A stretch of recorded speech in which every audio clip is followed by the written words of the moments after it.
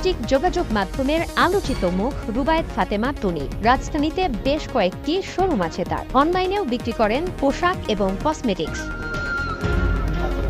তবে এবার আলোচনায় আসলেন প্রতারণার অভিযোগে। বিদেশি পণ্যের নামে তিনি বিক্রি করছেন দেশীয় পণ্য। টনির বিরুদ্ধে এমন অভিযোগ করেছেন এক ভোক্তা। রাজধানীর পুলিশ প্লাজায় সানবিস বাই টনির শোরুমে অভিযান চালিয়ে অভিযোগের সত্যতাও পেয়েছে ভোক্তা অধিকার সংরক্ষণ অধিদপ্তর।